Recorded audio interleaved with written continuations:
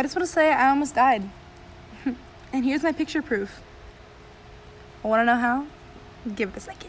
So I was swimming in my pool, and I'm a Swiftie swimmer, okay? And a boy about yay high, yay high, was playing Marco Polo with me and my family.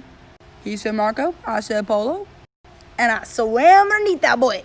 That boy, being yay high, kicked my head on accident into the drain at the bottom of the deep end. Well, in those years, I had braces, and my braces got caught at the bottom of the pool, in the drain, in the deep end. Like, how does that even happen? So my braces are like stuck at the drain, and my body's like floating up, I was like, I can either die as an 8th grader or go into high school. What a choice. So I said 3, 2, 1, and I went up for air. And we got this creation right here. Yeah, that's me. Part 2 of the time I called 911 at work, and if you weren't here for part 1, here's what happened. I was at work and I went to the bathroom and a woman fell off the toilet in the stall next to me and started seizing. But it was because she OD'd and then she woke up and ran out the door. Me and my managers then had to follow her out the doors, and now here we are. The lady then gets in her car and starts to drive away very slowly and very badly. As I'm still on the phone with 911, they tell me to describe her and her car, so I told them what she was wearing and her license plate number. I told them that she started to pull into the bank that was next to us on the right of the store. Then she decided to drive to the gas station, which was across the street. As soon as I said that, I saw red and blue flashing lights pulling her over. I hung up with the person on the 911 call and went back to work. Later that night, an officer came in and I showed them the bathroom where we found a needle cap on the ground in her stall. The officer then took my statement, and ever since, I've been scared to go to the bathroom at work. This is the story on why I can't have kids. So basically about a year ago I was with my friends and we were on our way to eat somewhere. And there was 9 of us, so we took 2 cars. Anyway, I was in one of the cars and I decided it'd be funny to take off my pants and put my dick outside the window and let it flop around in the wind. I don't know why, I just did it anyway. So then one of my friends from the other car saw it and rolled down the window and threw a penny at me.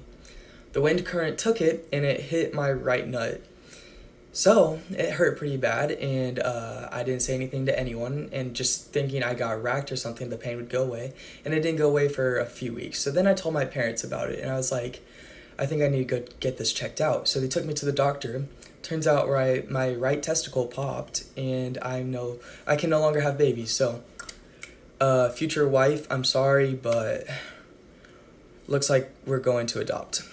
This is so embarrassing. I'm probably going to regret posting this, but please stick around. I promise it's funny.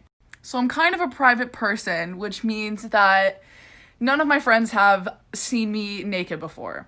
Because of this, one of my best friends thought it would be funny to start a rumor that I don't have any nipples because no one would be able to prove her wrong because none of my friends had seen me naked. This was about 3 years ago, and it went all around school, and she thought it was hilarious, and I had nothing other to do than just say, I do have nipples, This was my sophomore year in high school, and all of my best friends were juniors, which meant they were all going to prom. And because of this, they wanted me to come too. So one of my friends, Kevin, was like, yeah, I'll ask Madison, she can come with me. So after school one day, I come out to the parking lot to find this. You don't have nipples, but you could have a prom date. This is real. So fucking embarrassing!